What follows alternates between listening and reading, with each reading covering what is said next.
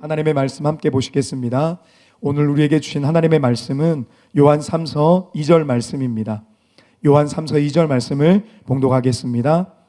사랑하는 자여, 내 영혼이 잘됨 같이 내가 범사에 잘되고 강건하기를 내가 간구하노라. 아멘. 이제 박민우 목사님께서 나오셔서 영과혼 15번째 시간, 목사님 이분 책 읽어도 좋은가요? 이런 제목으로 하나님의 말씀 선포해 주시겠습니다. 네, 반갑습니다. 추석 연휴 잘 보내셨나요? 네, 열린 예배 나오신 우리 성도님들 예수님의 이름을 환영하고 축복합니다. 오늘은 요한 3서 2절 말씀으로 영과혼 15번째 시간, 목사님 이분 책 읽어도 좋은가요? 라는 제목으로 하나님 말씀을 전하도록 하겠습니다. 오늘부터 영과혼 이 시리즈 설교의 마지막 부분으로 영과혼에 대한 무지에서 나오는 문제들을 다루고자 해요. 그래서 오늘부터 나눌 내용은 적용편입니다. 그래서 실제적이고 또 은혜로운 내용들이 예비되어 있으니 기대하는 마음으로 잘 경청해 주시길 바랍니다. 사람의 구조에 대해서는 2분설과 3분설이 있습니다. 2분설은 사람은 영과 혼 그리고 육으로 되어 있다.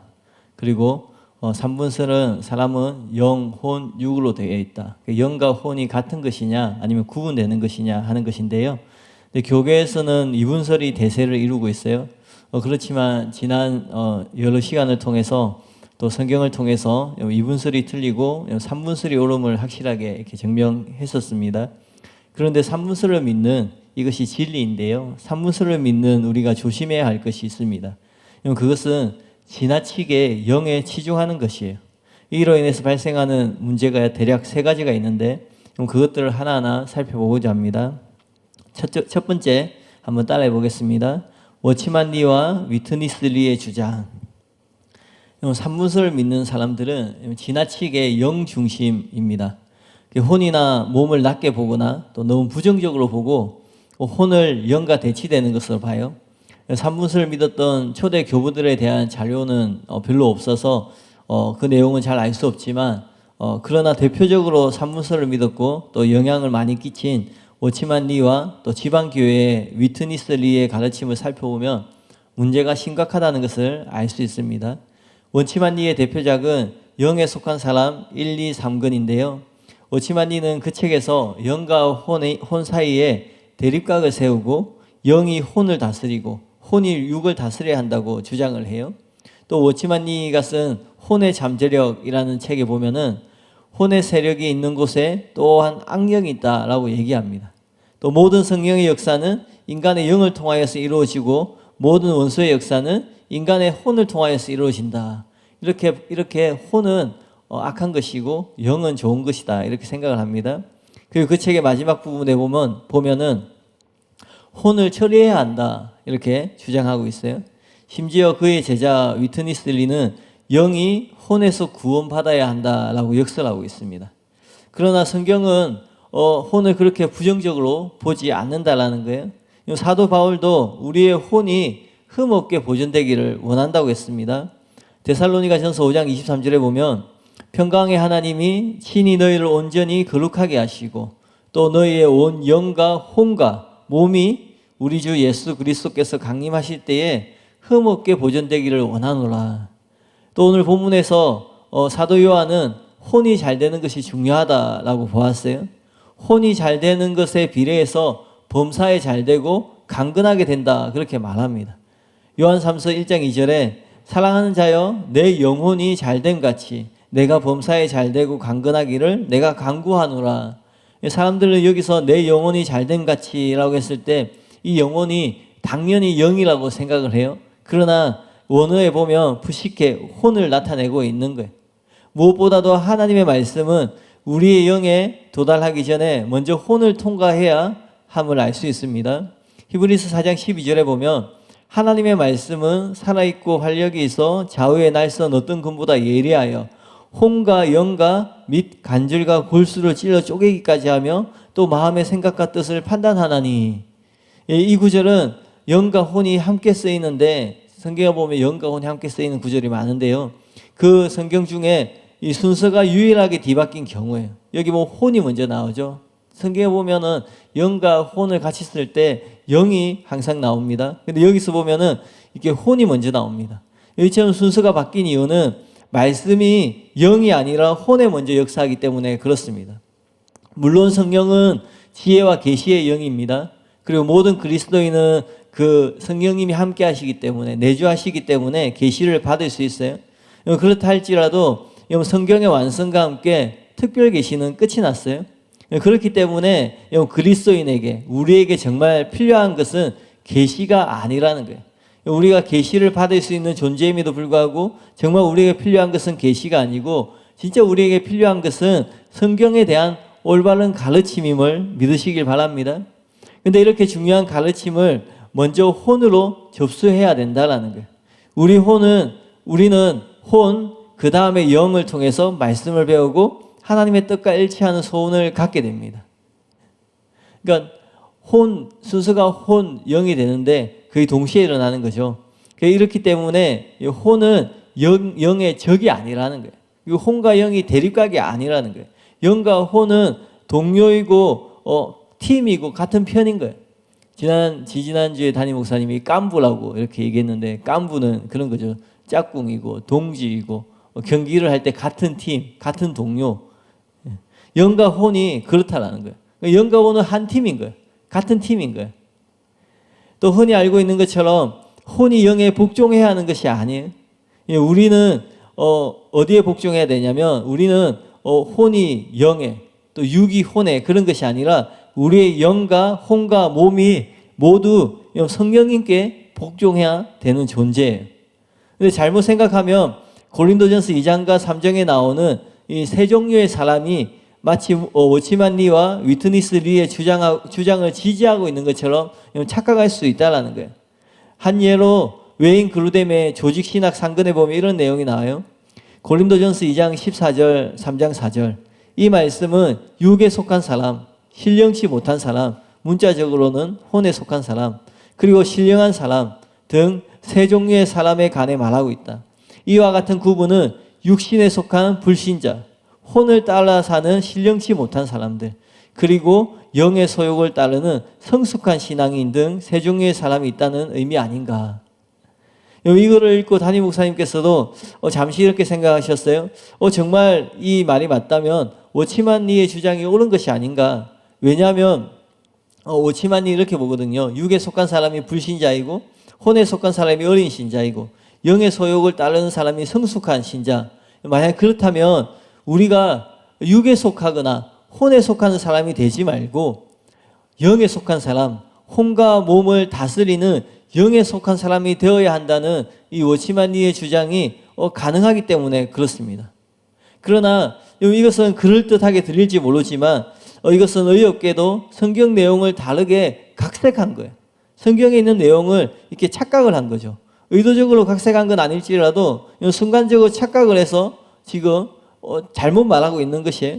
왜냐하면 고린도전서 2장 14절에 보면 육에 속한 사람이 나오는데, 이 육에 속한 사람은 신자가 아니고 불신자예요. 그리고 육에 속한의 원어가 보면 프시케코스라 해서 혼적인 사람이란 뜻입니다. 그 다음 절에 15절에 나오는 신령한 자는 푸뉴마티코스라는 단어인데, 이 푸뉴마는 영입니다. 이처럼 불신자가 혼에 속한 사람, 신자는 영에 속한 사람, 신령한 사람, 이렇게 구분이 되는 거예요.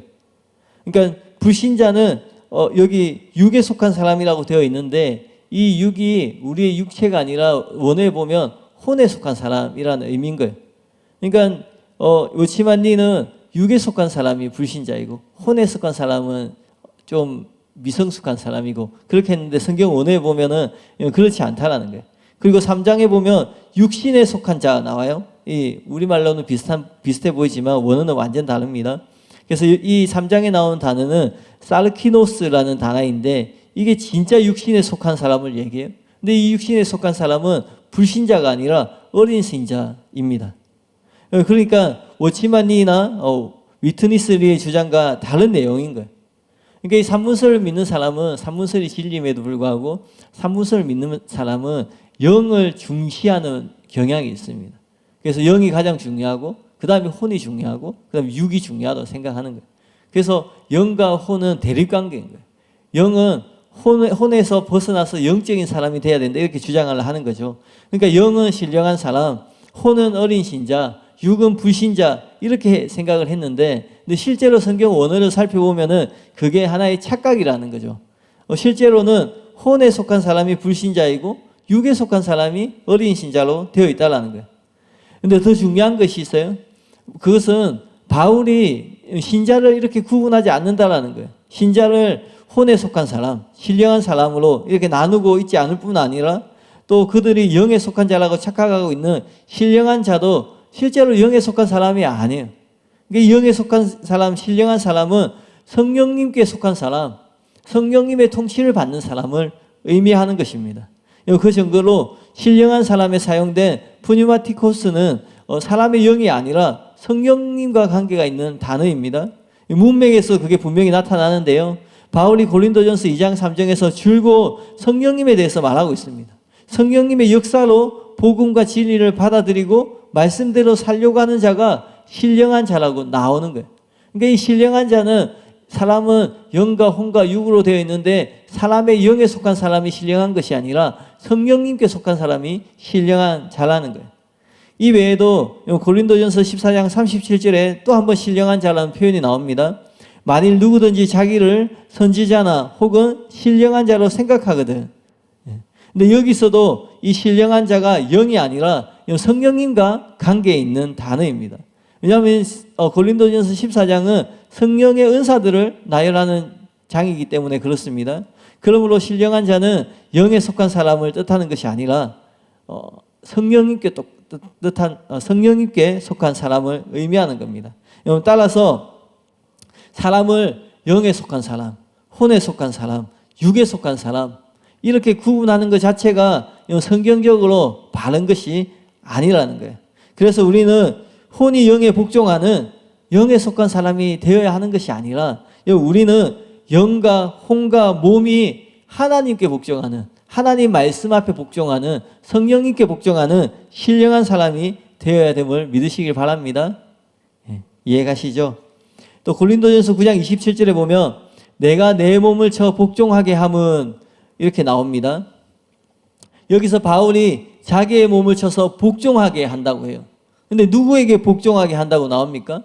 바울이 자기의 몸을 쳐서 자기 영에 복종한다고 말하지 않습니다. 바울이 자기의 몸을 쳐서 복종하려고 하는 주체는 하나님께 복종하려고 하는 거예요.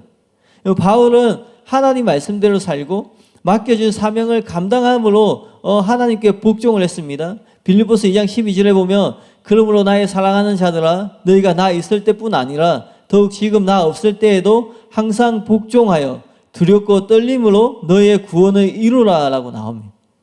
여기 이 구절에서도 역시 이 말씀에 즉 하나님께 복종하라는 뜻입니다. 이와 같이 성경은 자기 영이 아니라 하나님께 복종하라고 말하고 있습니다. 따라서 이 오시만니가 주장하는 이 성화처럼 성화는 영과 혼의 다툼이 아닌 거예요. 혼과 영이 투쟁해서 영이 이기는 것이 성화가 아닌 것이에요. 성화는 혼에 속했느냐 영에 속했느냐 그것이 아니라 성화는 우리의 영혼이 육신을 따르고 있느냐 성령님을 따르고 있느냐 하는 것임을 믿으시길 바랍니다. 고린도전서 3장 1절 4절에 보면 형제들아 내가 신령한 자들을 대함과 같이 너희에게 말할 수 없어서 육신에 속한 자 곧 그리스도 안에서 어린아이들을 대함과 같이 하노라. 내가 너희를 저주로 먹이고 밥으로 아니하였노니 이는 너희가 감당하지 못하였음이거니와 지금도 못하리라. 너희는 아직도 육신에 속한 자로다. 너희 가운데 시기와 분쟁이 있으니 어찌 육신에 속하여 사람을 따라 행함이 아니리요. 어떤 이는 말하되 나는 바울에게라 하고 다른 이는 나는 아볼로에게라 하니 너희가 육의 사람이 아니리요. 여기에서 보면 사도 바울이 절대로 영과 혼을 대치하고 있는 것이 아닙니다. 실제로 대치되고 있는 게 뭐예요? 신령한 사람, 육신에 속한 사람. 성령과 육신이 대치되고 있는 거예요. 이것은 이 같은 사실은 성경 곳곳에 나타나고 있습니다. 먼저 우리가 싸워야 할 대상이 육이라는 것이 성경 곳곳에 나옵니다. 로마서 6장 12절에 보면 그러므로 너희는 제가 너희 죽을 몸을 지배하지 못하게 하여 몸의 사욕에 순종하지 말고, 로마서 13장 14절에도 정욕을 위하여 육신의 일을 도모하지 말라. 고린도전서 9장 27절에 내가 내 몸을 쳐 복종하게 함은, 골로새서 2장 23절에도 오직 육체에 따르는 것을 금하는 데는, 베드로전서 2장 11절에도 사랑하는 자들아 거류민과 나그네 같은 너희를 권하노니 영혼을 부식게 혼을 거슬러 싸우는 육체의 정욕을 제어하라. 여기 베드로전서 2장 11절에 보세요. 영혼이 육체의 정욕을 제어하라고 하는데 영혼이 거슬러 싸우는 대상이 뭐냐면 육체예요. 그러니까 혼은 영의 편에서 하나님 말씀대로 살려고 하는데 이 혼을 거슬리는 것이 있는데 그게 뭐냐면 육체라는 것이에요. 따라서 이게 혼과 영이 대립되는 것이 아닌 거죠. 이 성경 쭉 읽었는데 이게 다 보면은 육체를 우리가 싸워야 될 대상이 육체라는 것을 보여줍니다. 또 우리가 영이 아니라 성령님을 따라야 한다는 것도 성경 곳곳에서 분명하게 나옵니다. 로마서 8장 4절 5절에 보면 육신을 따르지 않고 그 영을 따라 행하는 우리에게 율법의 요구가 이루어지게 하려 하심이라. 육신을 따르는 자는 육신의 일을, 영을 따르는 자는 영의 일을 생각하나니. 여기서도 육신과 영이 성령님이 영이 대립되는데 이 영은 사람의 영을 말하는 것이 아니라 성령을 의미하는 것이에요. 로마서 8장 12절 14절에도 그러므로 형제들아 우리가 빚진 자로 돼 육신에게 져서 육신대로 살 것이 아니라 너희가 육신대로 살면 반드시 죽을 것이로되 영으로서 몸의 행실을 죽이면 살리니 무릇 하나님의 영으로 인도함 받는 사람은 곧 하나님의 아들이라. 여기서도 육신과 영이 서로 대립이 되죠. 여기서 영 보면은 뒤에 하나님의 영으로 인도함 받는 사람 나오는 것처럼 사람의 영을 말하는 것이 아니라 성령님을 의미하는 것입니다. 갈라디아서 5장 16절 23절에도 내가 이르노니 너희는 성령을 따라 행하라. 그래야면 육체의 욕심을 이루지 아니하리라. 육체의 소욕은 성령을 거스르고 성령은 육체를 거스르나니 이들이 서로 대적함으로 너희가 원하는 것을 하지 못하게 하려 함이라. 여기서도 육체와 성령이 서로 대립한다고 나오죠. 너희가 만일 성령의 인도하시는 바가 되면 율법 아래 있지 아니하리라. 육체의 일은 분명하니 곧 음행과 더러운 것과 호색과 우상숭배와 주술과 원수 맺는 것과 분쟁과 시기와 분냄과 당 짓는 것과 분열함과 이단과 투기와 술취함과 방탕함과 또 그와 같은 것들이라. 전에 너희에게 경계한 것 같이 경계하노니 이런 일을 하는 자들은 하나님 나라를 유업으로 받지 못할 것이요 오직 성령의 열매는 사랑과 희락과 화평과 오래 참음과 자비와 양선과 충성과 온유와 절제니 이 같은 것을 금지할 법이 없느니라. 갈라디아서 5장에서도 서로 대치되고 대립되는 것은 영과 혼이 아니라 육체와 성령임을 알 수 있습니다. 그러므로 혼을 영에 굴복시켜야 하는 것이 아니라는 거예요. 우리의 영혼이 육신에 굴복하지 않고 성령님께 굴복해야 되는 것이에요. 그것이 성화인 것입니다.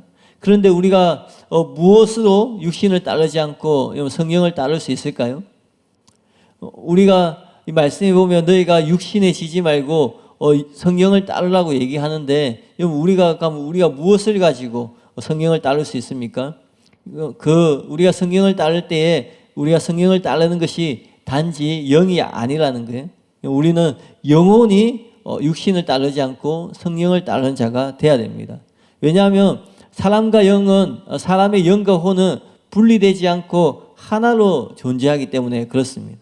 그래서 영혼으로 존재하기 때문에 그 영혼을 통해서 영혼으로 육신을 따르지 않고 성령을 따르는 자가 돼야 된다는 거예요. 그렇기 때문에 요한복음 3장 6절에 보면 육으로 난 것은 육이요 영으로 난 것은 영이니 또 베드로전서 1장 9절에 보면 믿음의 결국 곧 영혼의 구원을 받음이라. 이 두 말씀에 나와 있는 것처럼 육과 영이 대립되는데 베드로전서 1장 9절에 결국 영혼의 구원을 말하는 것처럼 이 구원은 단지 영이 구원받는 것이 아니라 영혼이 구원받는 것이고 신앙이 성장하는 것도 영혼이 하는 것이고 성화도 영혼이 거룩해지는 것임을 믿으시기 바랍니다. 그러므로 우리의 싸움은 영과 혼의 싸움이 아니라는 거예요. 우리의 싸움은 영을 따를 것인가 혼을 따를 것인가 그렇게 하는 것이 아니라 우리의 싸움은 우리의 영혼이 성령님을 따를 것인가 아니면 육체를 따를 것인가 하는 것임을 믿으시길 바랍니다. 그러므로 우리는 영에 속한 사람이 아니라 육신이 아닌 성령님께 속한 사람이 되어야 한다는 것입니다. 이것이 올바른 신앙생활이고 이것이 올바른 성화입니다.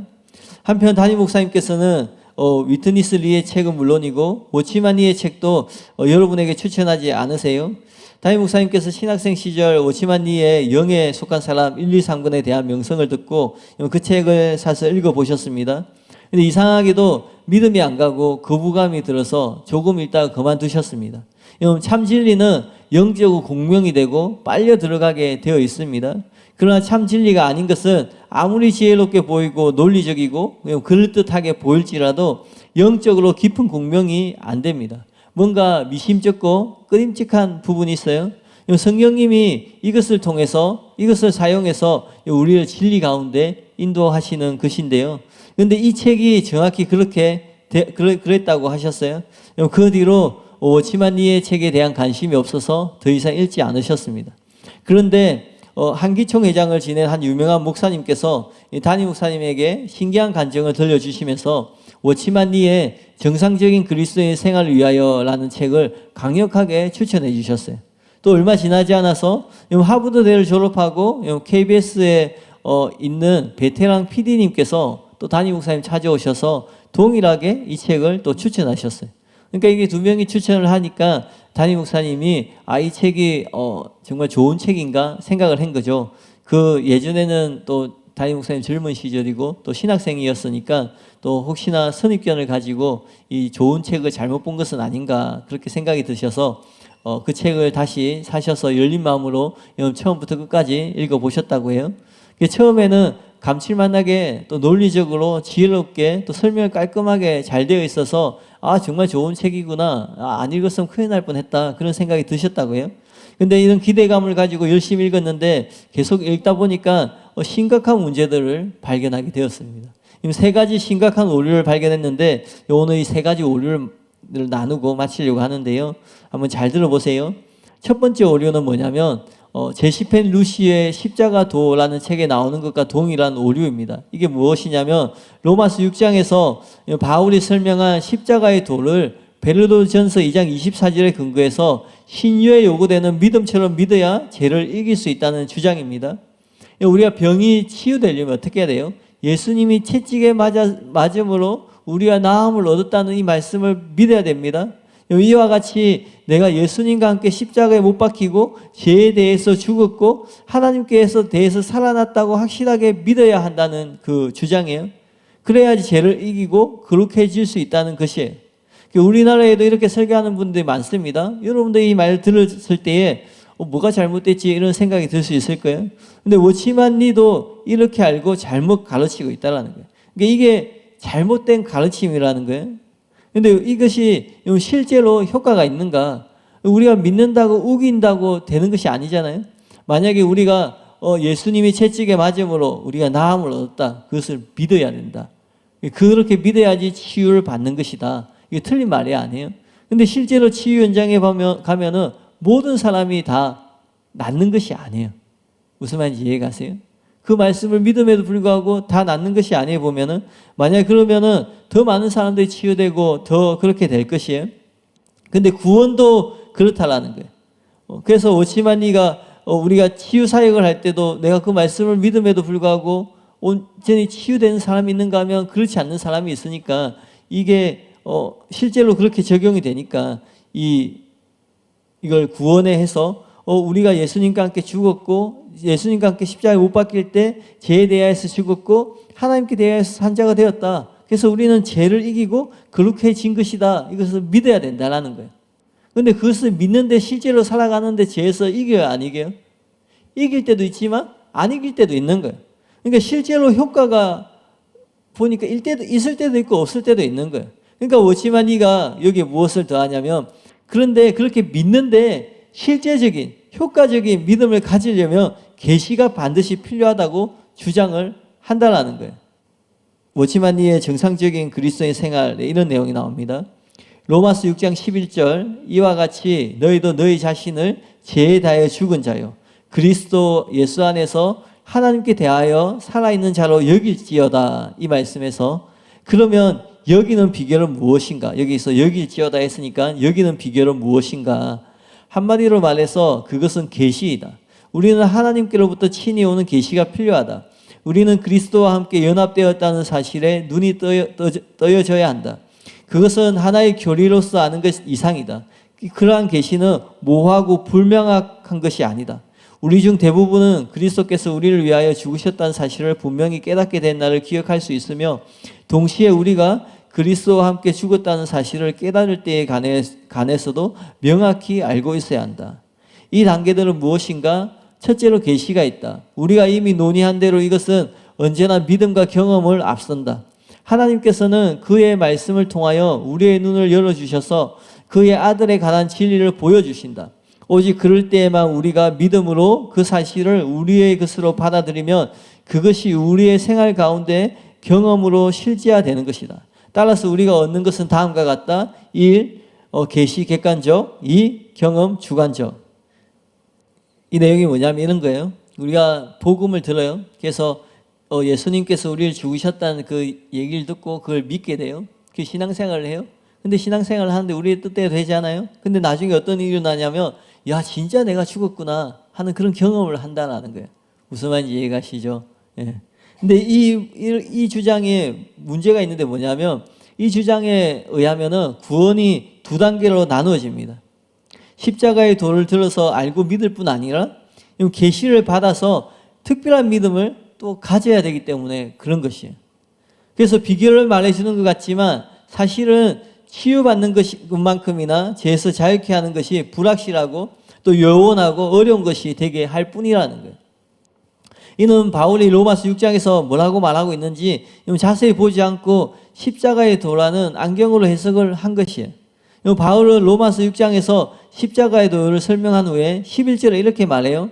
이와 같이 너희도 너희 자신을 죄에 대하여서 죽은 자요 그리스도 예수 안에서 하나님께 대하여 살아있는 자로 여길지어다. 그러니까 바울이 여기서 여길지어다 하니까 그렇게 여기면 비결이 있다 이렇게 얘기하는데 근데 바울이 말하는 것은 지금 그것이 아니라는 거예요. 바울이 여기서 말하고 있는 것은 이렇게 여기고 믿으면 죄를 능히 이길 수 있다. 변화될 수 있다. 그런 말을 하고 있나요? 그렇지 않다라는 거예요. 바울은 그냥 여기서 여길지어다 라고 말할 뿐인 거예요. 그렇게 하면 변화가 될 것이다 라는 말을 하고 있지 않다라는 거죠. 그러니까 이것은 비결을 말하고 있는 것이 아니에요. 바울이 여기서 여길지어다 하는데 이게 무슨 말이냐면 이 말을 한 후에 바울이 로마서 6장 12절 13절에 이렇게 말합니다. 그러므로 너희는 죄가 너희 죽을 몸을 지배하지 못하게 하여 몸의 사욕에 순종하지 말고 또한 너희 지체를 불의의 무기로 죄에게 내주지 말고 오직 너희 자신을 죽은 자 가운데서 다시 살아난 자 같이 하나님께 드리며 너희 지체를 의의 무기로 하나님께 드리라 라고 말해요. 여기처럼 그렇게 여기면 죄를 이기게 된다 그렇게 말하지 않고 그렇게 여기고 우리의 몸을 불의의 병기로 죄에 내주지 말고 의의 무기로 하나님께 드림으로 죄를 이기라 라고 말하고 있다는 거예요. 그러므로 11절은 죄를 이기는 비결을 말하는 게 아니에요.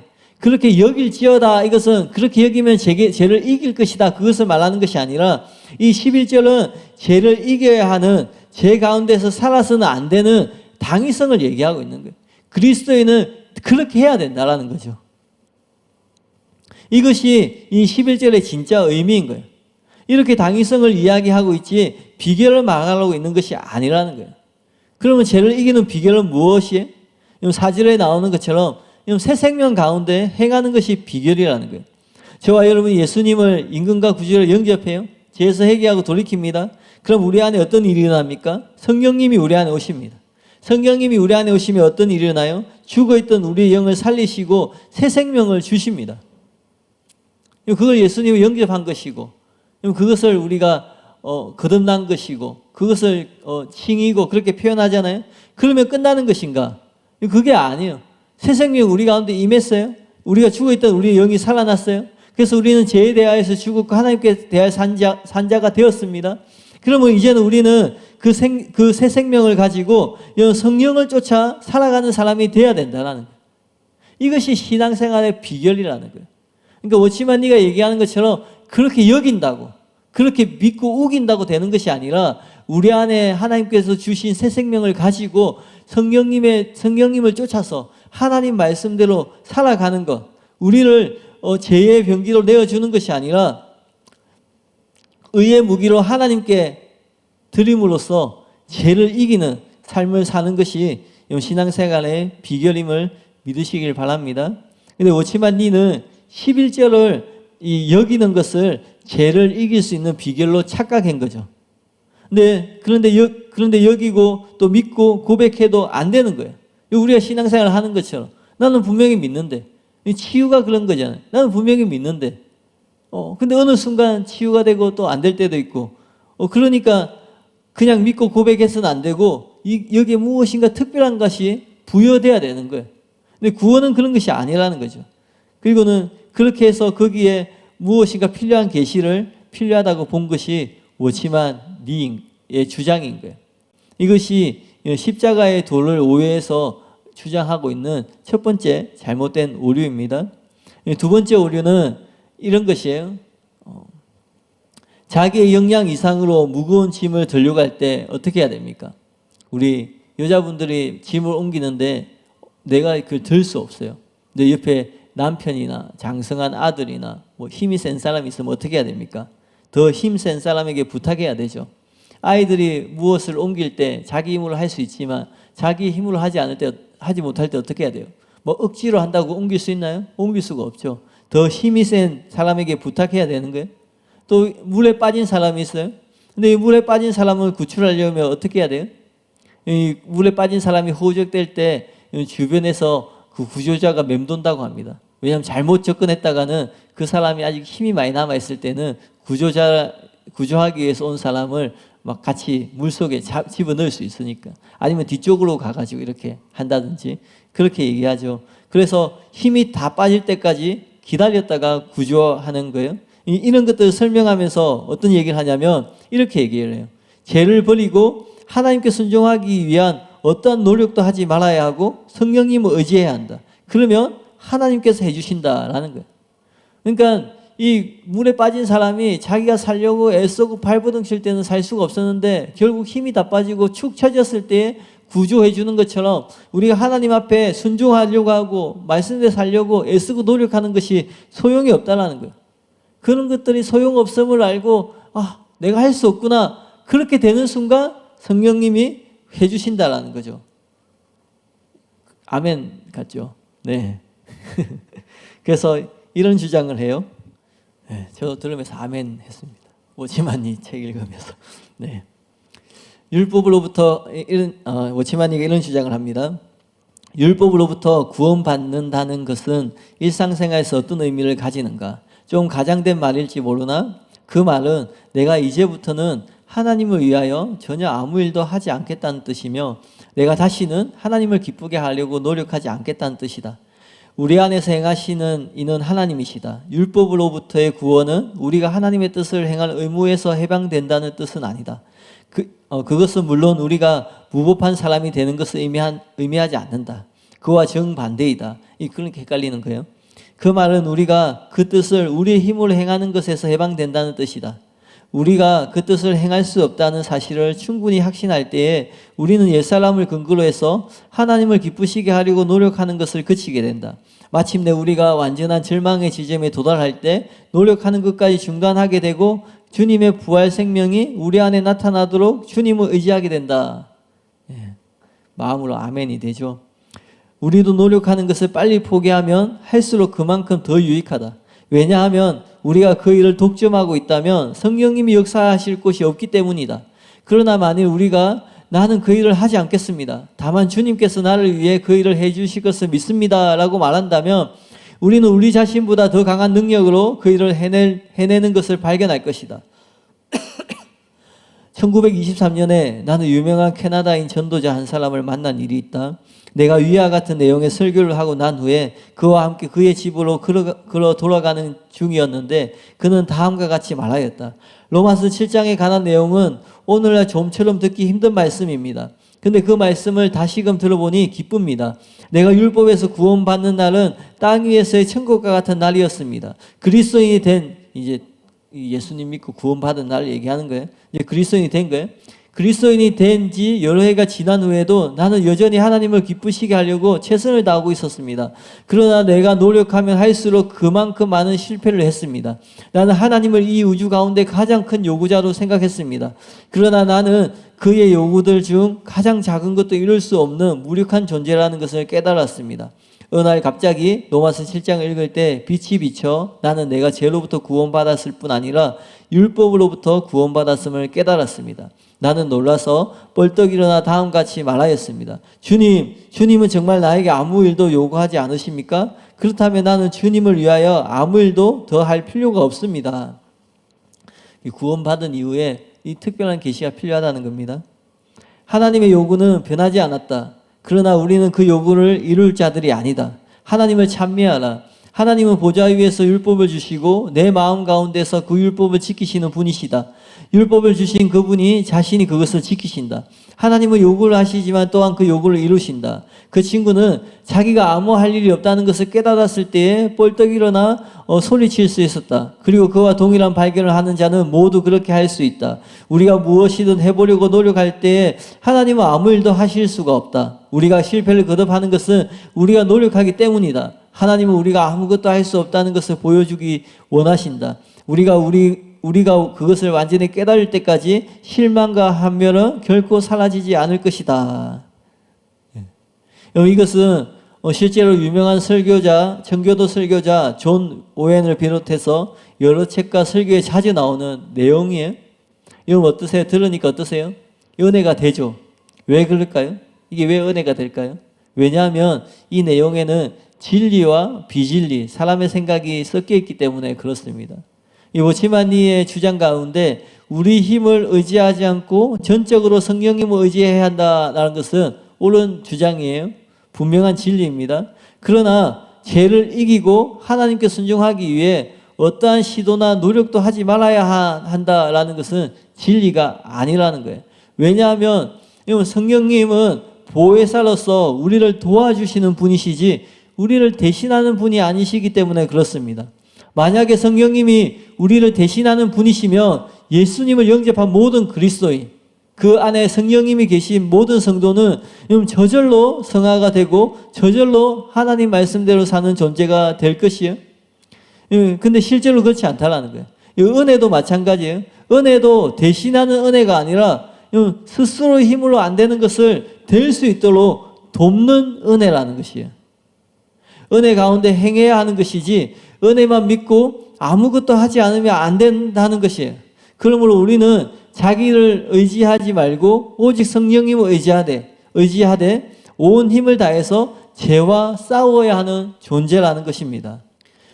김옥경 부단임 목사님께서 이와 관련하여서 이런 말씀했어요. 죄와 싸우는 것은 총력전이다라는 말을 했습니다. 이것은 굉장히 중요한 말이고 옳은 말입니다. 우리가 죄와 싸울 때 성령님을 의지해야 됩니다. 근데 성경은 단지 성령을 의지하라고만 말하지 않습니다. 성경에 보면은 회개하라고 분명히 얘기해요. 근데 회개는 누가 하는 거예요? 성령님이 하는 건가요? 아닙니다. 우리가 하는 거예요. 또 자기를 부인하고 자기 몸을 쳐서 복종해야 됩니다. 누가 하는 것입니까? 우리가 스스로 해야 되는 것이에요. 영혼을 거슬러 육체의 정욕을 제어해야 되고 범죄케 하는 눈을 뽑아버리고 손과 발을 잘라버리고 땅에 있는 지체를 죽여야 됩니다. 여러분 죄와 싸우되 피 흘리기까지 싸우라고 성경은 말하고 있습니다. 이렇게 해야 되는 주체가 누구입니까?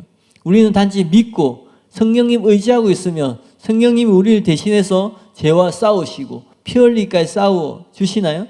그렇지 않다라는 거예요. 이 모든 것이 다 우리가 행해야 되는 것이에요. 이 외에도 항상 기도하라, 근신하다, 깨어있으라. 성경은 그렇게 말하고 있습니다. 그러니까 워치만니가 하는 주장이 진리가 포함되어 있지만 온전히 성경적인 것이 아니라는 거예요. 세 번째 오류인데요. 이 세 번째 오류는 앞에 둘보다 훨씬 심각한 것이에요. 이것은 참 그리스도의 삶을 정상적인 그리스도의 삶으로 바꾸어 버린 것이에요. 이것은 구원과 직결되는 문제인데요. 바울이 로마서 6장 8절을 통해서 설명한 참 그리스도인의 삶을 그보다 한 단계 높은 정상적인 그리스도인의 삶으로 왜곡해요.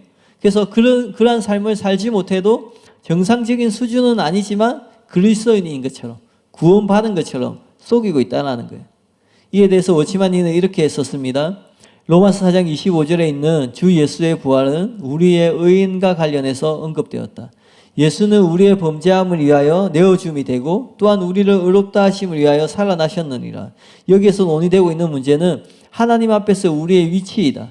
그러나 로마서 6장 4절에서는 부활이 거룩한 삶을 위해 새 생명을 주는 것을 언급되었다. 그리스도를 죽은 자 가운데서 살리심과 같이 우리 또한 새 생명 가운데서 행하게 하려 함이니라. 여기서 우리 앞에 놓인 문제는 행실이다. 믿음으로 인한 칭의의 보배로운 진리를 알 때 우리는 여전히 이야기의 절반밖에 모르고 있는 것이다. 우리는 지금까지 겨우 하나님 앞에서의 우리의 위치 문제만 해결하였을 뿐이다. 계속 나아가 보면 하나님께서 더 많은 것을 우리에게 해 주시는데 그것은 곧 우리의 행동의 문제를 해결해 주시는 것이다. 그리고 이 장들 가운데 계속되는 사고의 진전은 이 사실을 강조하는 데 기여하고 있다. 각각의 경우에 후자는 전자를 뒤따르는 것이다. 그러므로 만일 우리가 전자만을 알고 있다면 우리는 여전히 비정상적인 그리스도인의 생활을 하고 있는 것이다. 이게 어떤 내용이 있는 거예요? 우리가 믿음으로 칭의를 얻게 됩니다. 그죠? 그래서 우리의 지위와 우리의 위치의 문제가 해결돼요. 근데 이것은 절반만 해결된 것이라는 거예요. 근데 계속 나아가면은 행동의 문제까지 해결해 주신다라는 거예요. 이것이 정상적인 그리스도의 삶이라는 거예요. 근데 이것은 앞서서 설명한 것처럼 바울이 말한 것과 다른 미혹이라는 거예요. 이 워치만니는 복음에 대해서 정확하게 이해를 못했기 때문에 이런 주장을 하는 거예요. 우리가 믿음으로 칭의를 얻었고, 칭의 이제 뒤에 좀 살펴보겠지만, 칭의에서 끝나는 것이 아니라 계속 나아가면 행동의 문제, 삶의 문제를 또 하나님이 해결해 주신다라는 거죠. 근데 그렇게 되는 것이 정상적인 그리스도인이라는 거예요.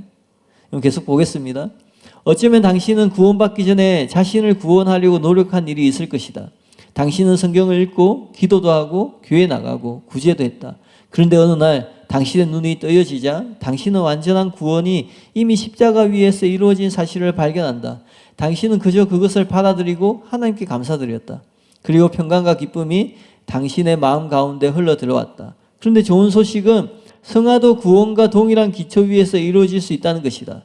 당신은 제사함을 받는 것과 동일하게 하나님의 은혜로 죄로부터 구원을 받는다. 뭐가 잘못된지 잘 모르시겠죠? 네, 저도 그랬습니다. 네.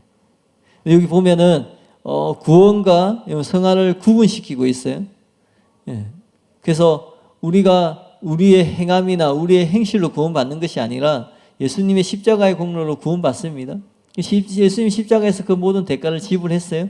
그래서 우리가 구원받은 것을 깨닫게 되는 거죠. 그게 하나님께 감사했다는 거예요. 근데 좋은 소식은 뭐냐면 성화도 그렇게 될 수 있다라는 거예요. 그러니까 우리가 단지 제사함 받는 것뿐만 아니라 죄에서 자유케 되는 그런 것도 그렇게 동일하게 된다라는 거예요. 또 계속 보겠습니다. 거룩한 생활을 하는 문제를 포함한 우리 모든 구원은 그리스도의 보혈의 가치를 인식하는 데 있다고 믿는 하나님의 자녀들이 있다. 그들이 알고 있는 특정한 죄들에 대해 하나님과 이야기하는 것의 중요성과 범죄를 처리하는 그리스도의 보혈의 계속적인 효능을 강조하는 것은 당연하다.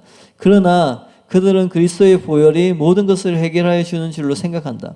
그들이 믿는 거룩은 사실상 과거에서 분리되는 것만으로 의미하는 것이다. 즉 흘려진 그리스도의 보혈을 근거로 과거에 그가 범한 모든 죄를 지금 도말시킴으로써 하나님은 그를 세상으로부터 성별하여 자기의 소유가 되게 하신다. 그들은 그것이 거룩이라고 생각하고 있다. 그래서 그들은 거기서 멈춘다. 이와 같이 그들은 하나님의 기본적인 요구와 하나님께서 준비해 놓으신 완전한 것에 미치지 못한 상태에서 멈추어 버리는 것이다. 나는 우리들이 이것의 불충분함을 이제 분명히 깨달았으리라고 생각한다. 대체로 우리는 교회를 단순히 구원받은 죄인들의 해집이라고 생각하여 왔다. 그것은 그렇다. 그러나 우리는 구원받은 죄인들과 교회라는 말을 거의 동일한 뜻으로 생각하여 마치 교회가 구원받은 죄인들만을 의미하는 것처럼 여겨왔다. 그러나 그것은 그렇지 않다. 여기 보면요, 오치만니는 지금 제3과 죄에서 자유케 되는 것을 구분하고 있습니다. 그리고 칭의와 성화도 이렇게 분리시키고 있어요. 그러니까 우리가 예수님을 믿고 영접하는 순간 구원받죠. 그때 제3이 일어나는 거죠. 칭의가 일어납니다. 그런데 우리가 신앙생활을 하고 살아가는데 말씀대로 살지를 못하는 거예요. 예수님 믿고 이제 구원받았다고 이제 하나님의 말씀대로 사는 게 아니거든요, 자동적으로. 근데 우리가 그렇게 살지 못하는 거예요. 근데 어느 순간 그 제사함을 받은 것처럼 예수님께서 십자가에서 우리를 대신해서 죽으시고 예수님 우리의 죄를 다 짊어지셨구나. 아, 내가 할 것이 없구나. 예수님 이미 다 이루셨구나. 그것을 깨닫는 순간, 야, 우리의 구원이 그렇게 이루어졌구나. 우리가 그렇게 복음을 듣고 하나님께 감사하고 그렇게 하잖아요. 그렇게 되는 것처럼 죄에서 자유케 되고 성화도 그렇게 된다라는 거예요. 이걸 구분시키고 있는 거예요. 사람들은 실제로 칭의와 성화를 이렇게 구분한다고 생각합니다. 왜냐하면 구원의 서정이라고 할 때 칭의, 성화, 영화, 아니면 칭의, 중생, 거듭남 이렇게 구분을 해요. 근데 이것은 신학적 용어로 구분하는 것이지 실제로 구원의 여정은 구분되는 것이 아니라는 거예요. 칭의와 성화 중 하나만, 즉 칭의만 갖는 것은 불가능하다는 거예요. 내가 칭의 받았는데, 내가 거듭났는데, 성령님이 내 안에 임하셔서 죽은 나의 영이 살아났는데 거기서 멈추는 것이 아니라는 거예요. 여러분 구원받은 여러분의 여정을 생각해 보세요. 우리가 회개함으로 죄를 떠나요? 하나님 앞 돌이킵니다. 예수님을 임금과 구주로 믿고 영접해요. 그러면 어떻게 돼요? 구원이 완성되나요? 그렇지 않아요? 이제는 아버지 뜻대로 행하는 삶을 살아가야 됩니다. 참된 믿음과 참된 회개가 가지고 있을 때 십자가 공로로 우리가 구원을 받습니다. 의롭다함을 받아요. 근데 이때 일어나는 것이 단지 의롭다함 받는 칭의만 일어나는 것이 아니라는 거예요. 우리가 구원을 받는 순간 성령님 우리 안에 임하십니다. 죽어있던 우리의 영이 살아나고 새 생명을 주세요. 그래서 우리는 성령님을 의지해서 새 생명으로 살아갈 수 있는 존재가 되었고 또 그렇게 새 생명으로 살아가야 된다는 거예요. 이제 죄에 대하여서 죽은 자가 되고 하나님께 대하여 산 자가 되어서 하나님 말씀대로 살아가는 것이라는 거죠. 육신을 죽이고 하나님 말씀 앞에 순종하는 삶을 살아야 하는 것이에요. 그러니까 구원의 여정에 볼 때 칭의 따로 나는 칭의 받았는데 그냥 지내다가 어느 순간 또 그 같은 원리로 성화되는 그런 것이 아니라는 거예요. 칭의와 성화가 이렇게 구분되는 것이 아니라는 거예요. 그러니까 이게 어떤 거냐면 이런 거예요. 믿기는 믿는데 하나님 말씀대로 살지 않는 그리스도인은 존재하지 않는다라는 거예요. 무슨 말인지 이해가세요?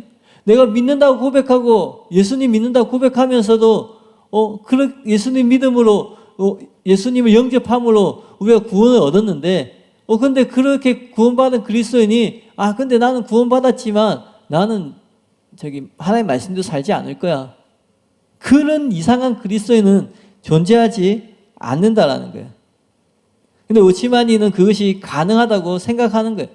그것이 불충분한 혹은 비정상적인 그리스도인이고 그리고 두 개 다 가진 칭의와 성화를 가진 그리스도인은 정상적인 그리스도인이라고 주장하는 거예요.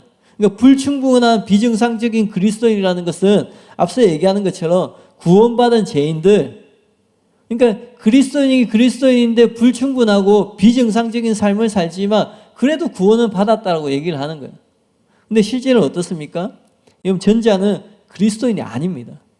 그러니까 불충분한 그리스도인, 비정상적인 그리스도인이라는 게 존재하지 않는다라는 거예요. 예수님 믿는데 말씀대로 살지 않아. 예수님 믿는데 자기의 정욕대로 살아가요. 자기의 욕심대로 살아가요. 근데 나 예수님 믿는다고 고백하는 그 사람은 그리스도인이 아니라는 거예요. 불충분한, 모자란, 조금 비정상적인 그리스도인이라는 말 자체가 잘못되었다라는 거예요. 칭의와 성화가 일어나고 있는 사람이 후자만이 참 그리스도인이라는 거예요. 이상 설명드린 것처럼 오치마니는 로마서와 칭의의 기초인 행위심판에 대한 무지 때문에 지금 구원파와 흡사한 구원론을 주장한다라는 거예요.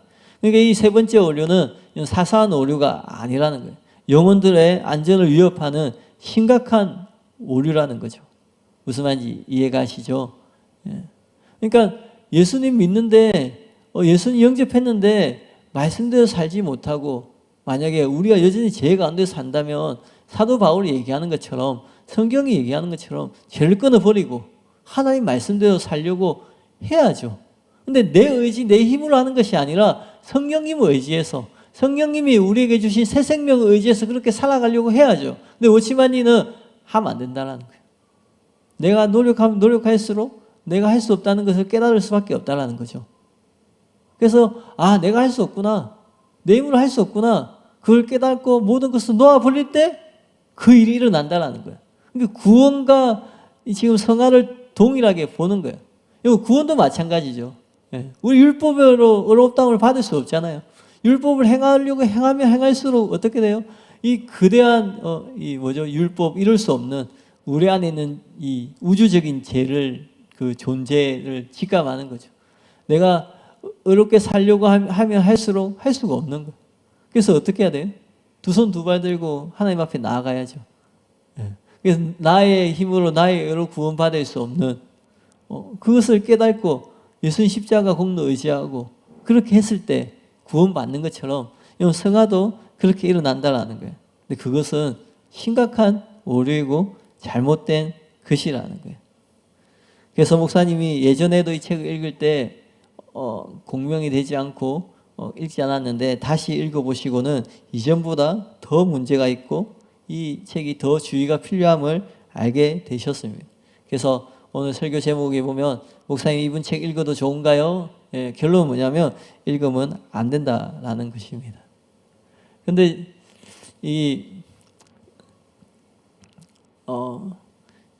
저도 이 설교를 준비하면서 오치만이 인용한 부분도 읽어보고 또 인터넷에서 다른 내용도 찾아보고 했는데 이게 담임 목사님이 이렇게 분별해 주니까 분별을 하는 거지 사실 읽으면서 설득을 당합니다. 읽으면서도 오치만니 책만 읽어가지고는 어디부터 어디까지는 진리고 어디부터는 이게 비진리인지 잘 모르겠는 거예요. 그래서 이렇게 담임 목사님이 이렇게 열린 예배 설교 준비할 때 잘 이해가 안 될 때 어디를 찾아가냐면 그 카페를 찾아가서 성도님들의 댓글을 읽어봐요. 성도님들은 어떻게 이해하시고 어떻게 은혜 받으셨나. 근데 보니까 대단하시더라고요. 이 설교를 한 번 들으시고 그 이해하고 한다는 것이 이 책을 읽으면서 여러 가지 이 분별하지 못하는 여러 가지 이유가 있지만 어떤 마음이 드냐면 이런 마음이 들었어요. 이 우리 안에 진리도 원하지만 비진리도 원하는 이 교묘한 마음이 있는 거예요. 이게 무슨 말이냐면 예수님을 믿고 예수님 십자가 공로로 천국 가고 싶어요. 구원받고 싶어요. 근데 우리 안에 어떤 마음이 있냐면 죄와 싸우고 싶지는 않은 거예요. 내가 피 흘리기까지 싸우고 싶지는 않은 거예요. 그러니까 좀 내가 원하는 대로 내가 뜻대로 내 감정 흘러가는 대로 내 욕심이 흘러가는 대로 살면서도 구원받고 싶은 그러니까 내가 그렇게 살면서도 내가 그렇게 사는 이유는 나에게 책임이 있는 것이 아니라 내가 그렇게 살기 때문에 그런 것이 아니라 내가 그렇게 하지 않을 때 구원받는구나. 이게 잘 이해갈지 모르겠지만 제 안에 그런 마음이 있다는 게 느껴졌어요. 예수님을 구원자로 인정하는데 그래서 예수님을 구원자로 믿고 구원받고 싶은데 예수님을 또 임금과 왕으로 모시는 건 또 다른 문제인 거예요. 그래서 예수님을 믿고 구원받고 싶은데 말씀대로 사는 것은 또 싫은 거죠. 그래서 이 성경에 나오는 성화, 하나님 말씀대로 사는 것, 온전한 자가 되는 것, 지금은 우리가 담임 목사님 통해서 모든 성도의 부르심이 온전한 자임을 알고 있지만 그 이전에는 그런 마음이 있는 거예요. 그런 성화와 그런 온전한 자는 특별한 그리스도인들만 가는 길로 치부하는 거예요. 그러니까 나는 구원받았지만 그 정도는 아니다. 제 마음에 그런 마음이 있다라는 생각이 들었습니다. 우리가 신앙생활을 하면서 변화되지 않는 부분들이 있습니다. 분명히. 하나님 은혜로 변화되는 영역이 있는가 하면 또 여전히 변화되지 않는 부분이 있습니다. 여러 가지 이유가 있겠지만 이건 잘못된 비진리가 우리 안에 있기 때문에 그런 거예요. 이 워치만 리가 주장하는 그 내용을 우리가 암암리에 그렇게 되었으면 좋겠고 그렇게 믿었으면 좋겠고 그게 진리였으면 좋겠고 하는 마음을 가지고 이게 진리가 아닌데 그것을 붙잡고 우기는 거예요. 그러니까 이제 내가 말씀대로 살아야 되고 내가 죄와 싸워야 되고 내가 피 흘리기까지 그렇게 투쟁을 해야 되는데 그냥 내가 구원받았어. 나는 죄 이긴 존재가 되었어. 그냥 우기고 싶은 거예요. 그렇게 여기고 싶은 거예요. 그래서 그렇게 여길 때 그렇게 될 것이다 라고 얘기하는 게 그게 마음에 이렇게 뭐죠? 원하는 바가 있으니까 동의가 된다라는 거예요. 근데 이 구원은 우리가 담임 목사님 말씀을 통해서 배운 것처럼 단지 죄사함이 아니에요. 죄에서 자유케 되는 겁니다. 구원받은 그리스도인은 단지 용서받은 죄인이 아니라 이제는 새로운 피조물이 되어서 하나님 말씀대로 살아가는 죄에서 자유케 된 삶을 살아내는 존재가 되었다라는 거예요. 그런데 하나님은 이 워치만 이 내용에 섞여 있는 것처럼 하나님은 이제 단지 내가 할 일은 끝났어. 이제 네가 알아서 해봐. 이제 너 다 해놨으니까 이제 너의 구원을 이루어가. 더 의지를 내, 힘을 내. 그렇게 많은 것이 아니라 성령님을 보내주셔서 우리를 도우신다라는 거예요. 우리가 할 수 없는 것을 할 수 있도록.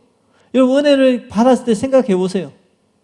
어떤 집회나 어떤 자리에서 깊은 은혜를 받았을 때 이런 사람이 용서가 돼요? 용서가 안 돼요? 다른 사람이 이해가 됩니까? 이해가 되지 않습니까?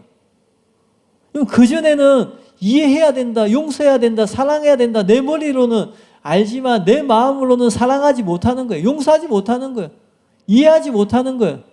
왜 수만 가지 이유가 있는 거예요. 그렇게 할 수 있는 명분들이 있는 거예요. 내가 왜 이 사람을 용서하지 않는지, 내가 왜 이 사람을 이해하지 않는지, 내가 왜 더 이상 그렇게 하지 않는지 내 안에 많은 이유가 있는 거예요. 내가 수십 년을 혹은 더 많은 희생을 했고 내가 이 정도까지 했는데 내가 할 수 있는 최선을 다했는데 이 정도면 내 할 일은 다 했어. 그렇게 생각을 하는 거예요. 근데 은혜를 받으면 어떻게 돼요? 주님이 우리를 만지시면 어떻게 됩니까? 주님 마음이 우리 안에 흘러 들어오면 어떻게 돼요? 성령님이 우리를 감싸시고 우리를 충만하게 채우실 때 우리의 마음이 어떻게 변화됩니까? 용서하지 못했던 사람을 용서하게 되고 이해하지 못했던 사람을 이해하게 되고 내가 더 사랑하지 못하고 더 품어주지 못하고 더 섬기지 못한 그전에는 나는 더 이상 못 섬겨 내가 이 정도 했으면 그래야지 그런 마음이었는데 그렇게 은혜를 베풀어 주신다라는 거예요. 그래서 예수님 믿고 하나님 말씀대로 살아가는 행위 심판이라는 그것이 결코 불가능한 것이 아니라는 거예요. 그리고 하나님은 절대로 저와 여러분을 포기하지 않으세요. 끝까지 은혜를 베풉니다. 우리가 부족하고 연약함에도 불구하고 심지어는 우리가 하나님을 이용하는 그런 순간이 있었음에도 불구하고 하나님은 뭐 3세판 이제 3번 정도 기회 줬으니까 끝 그러지 않으신다라는 거예요. 하나님은 예수님 말씀하신 것처럼 70번에 7번이라도 우리가 하나님 우리에게 기회를 주시는 거예요. 그렇기 때문에 지옥의 형벌이 가혹한 것이 아니라는 생각이 드는 거예요. 하나님은 끝까지 구원하기를 원하시고 끝까지 은혜 베풀기를 원하시고 끝까지 여러분의 영혼을 천국으로 인도하기를 원하는데 누가 거절하냐면 우리가 거절하는 거예요. 근데 우리가 거절하는 이유는 다른 게 아니에요. 자기 욕심 때문에, 자기 중심적인 마음 때문에. 하나님은 우리의 상처도 아픔도 아셔서 그것도 다 고려해서 은혜를 베풀어 주세요. 그래서 여러분 우리가 하나님 앞에 변명할 수 없다고 성경은 말하는 거예요. 여러분 사랑교회에 있으면서 참 감사한 것 중에 하나는 뭐냐면 이렇게 진리와 비진리를 이렇게 분명하게 구분해주는 말씀이 있다라는 거예요. 그래서 우리가 신앙생활을 하면서 하나님 말씀대로 잘 사는 부분이 있고 또 그렇지 못한 부분이 있고 어떤 경우는 우리의 욕심대로 우리의 생각대로 살면서도 하나님 말씀대로 사는 것처럼 착각하는 부분들을 이 진리의 말씀으로 깨우쳐 주는 거예요. 그래서 우리의 가운데 필요한 것은 그건 것 같아요. 뭐냐면 부드러운 마음인 것 같습니다. 그렇게 지적받으면 마음이 상하거든요. 이렇게 부부관계에도 배우자가 옳은 말을 하지만 지적하면은 그 당장 수긍하지 못하는 그런 마음들이 있잖아요. 그 순간에 내가 잘못했지 그렇게 하면 제일 좋은데 그 순간에는 또 하지 못하고 돌아서 가지고 한참 지나고 난 뒤에 내가 잘못했네 이렇게 되는 경우가 종종 있잖아요. 근데 말씀을 들을 때도 그런 마음들이 있을 수 있다고 생각해요. 이 말씀이 선포될 때 우리 안에 그런 마음들이 일어날 때 내가 그것을 인식하고 나의 자기중심적인 마음을 버리고 하나님 말씀 앞에 그렇게 반응하며 나아갈 때 이 워치만 네가 책 제목에 나오는 것처럼 하나님께서 원하시는 그리스도인의 삶을 살아갈 수 있을 거라고 그렇게 믿습니다. 우리 시간에 같이 기도할 텐데요. 결국은 자기중심적인 마음을 버리느냐 버리지 않느냐 그게 제일 중요한 것 같습니다. 진리와 비진리를 구분하지 못하는 이유도 다른 게 아니에요. 내가 편하게 내가 원하는 신앙생활을 하고 싶은 거예요.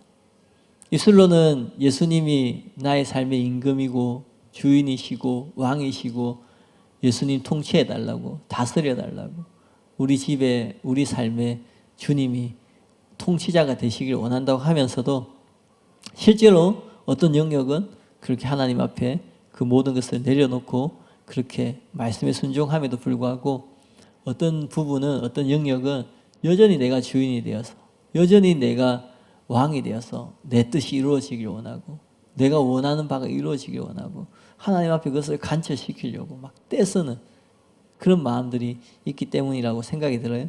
우리 이 시간에 같이 기도할 때 우리 안에 그런 마음이 있지 않은지 주님이 이 시간에 말씀해 주실 때 우리가 그런 마음들을 깨달을 수 있다고 믿습니다. 성령님 이 시간에 충만하게 임하셔서 우리 안에 자기중심적인 마음이 드러나게 하시고 하나님 앞에 나를 주장하는 마음들, 나를 이기적으로 내세우는 마음들, 또 하나님 앞에 뿐만 아니라 가정에서, 직장에서, 또 교회 안에서 여러 사람들과 생활할 때에 내가 그렇게 자기를 주장하고 있지는 않은지 이 시간에 은혜를 구하면서 기도하면서 나아가겠습니다.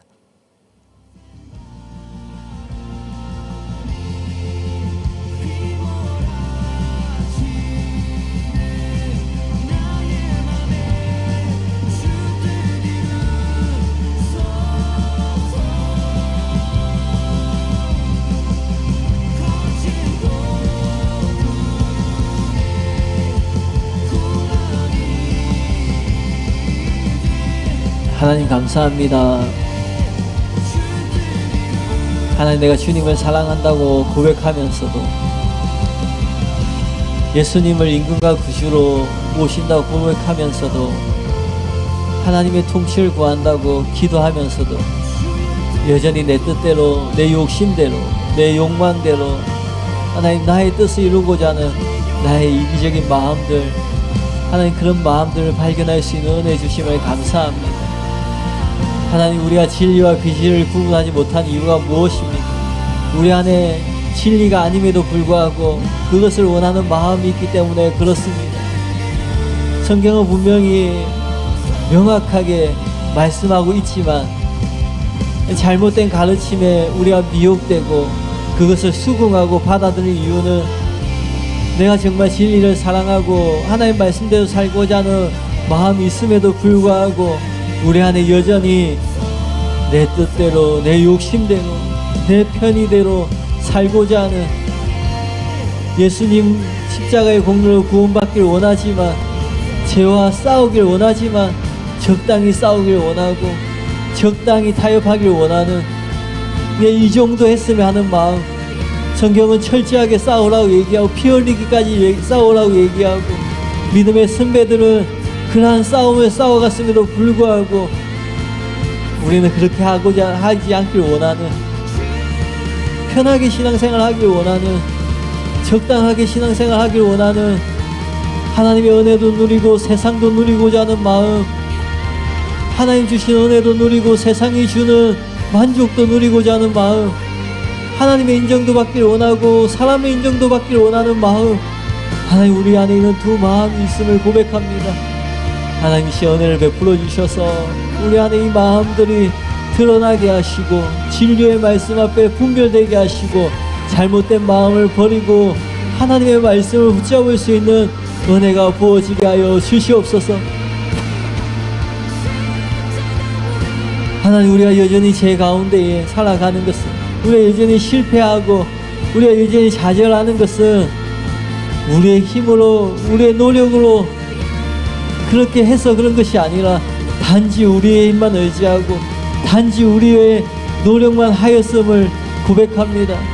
하나님 오치만니가 주장하는 것처럼 그 노력을 멈추고 하나님 그런 삶을 멈추는 것이 아니라 하나님 우리의 방향과 우리의 목표가 잘못되었음을 발견하고 방향을 수정하고 목표를 수정하고 나의 힘을 의지하는 것이 아니라 성령님을 의지하고 나의 능력을 의지하는 것이 아니라 나와 함께 하시는 주님을 의지하고 나에게 주신 새 생명을 의지하고 나를 새롭게 한 성령님을 의지함으로써 하나님 말씀대로 살 수 있음을 고백합니다. 성령님 이 시간에 충만하게 임하여 주시옵소서. 성령님 잘못된 미혹에서 벗어날 수 있도록 다시 주님을 의지하며 하나님 그리스도의 삶을 살아갈 수 있도록 은혜를 부어 주시옵소서. 핍박이 있고 어려움이 있고 하나님 절망이 있고 좌절이 있고 부딪힘이 있다 할지라도 하나님 포기하지 않고 주님을 의지함으로 끝까지 이겨내는 사랑하는 성도님들 될 수 있도록 은혜를 베풀어 주시옵소서.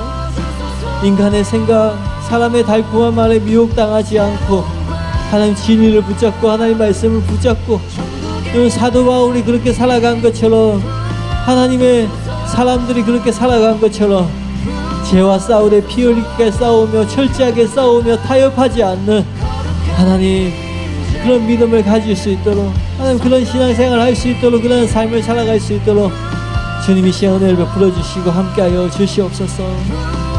주님을 의지하며 나아갑니다. 하나님 이 시간에 충만하게 임하셔서 역사하여 주시옵소서. 하나님 매주마다 진리의 말씀을 들을 수 있는 은혜 주심을 감사합니다. 하나님 진리가 우리를 자유케 하리라 하신 말씀처럼 하나님 담임 목사님의 말씀을 통하여서 우리 안에 있는 진리와 비진리가 분별되게 하시고 잘못된 비진리를 버리게 하시고 바른 생각과 바른 사고를 할 수 있도록 바른 가르침 앞에 순종하며 순복하며 나아갈 수 있도록 그 가르침을 붙잡을 수 있도록 하나님 은혜를 베풀어 주시옵소서. 그래서 우리의 삶 가운데 하나님께서 허락하시고 하나님께서 예비하신 하나님 은혜를 누리게 하시고 또 하나님 우리의 삶 가운데 크고 작은 승리를 통하여서 이겨냄을 통하여서 하나님 죄와 싸워 이김을 통하여서 하나님 내가 이기고 내가 증명하는 것이 아니라 하나님 기뻐하시는 선택을 하고 하나님이 원하시는 선택을 함으로 말미암아 주님께 영광 돌리고 주님을 높이고 주님의 마음을 시원케 하는 사랑하는 성도님들 될 수 있도록 은혜를 베풀어 주시고 하나님 함께하여 주시옵소서. 한 주간의 삶 가운데도 성령님 동행하여 주시고 죄와 싸울 수 있는 힘을 부어주시고 하나님 또 믿음과 용기를 주셔서 바른 선택을 하고 바른 결정을 할 수 있도록 또 하나님 기뻐하는 자리에 설 수 있도록 은혜를 베풀어 주시옵소서. 사랑하는 교회 가운데 함께 하시는 주님을 찬양합니다. 사랑하는 성도님들 가운데 함께 하시는 주님을 찬양합니다. 하나님 사랑하는 성도님들의 삶을 통하여서 주님 홀로 높임 받으시고 주님 홀로 영광을 받으시옵소서.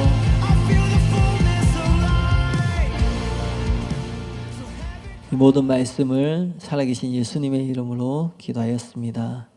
아멘.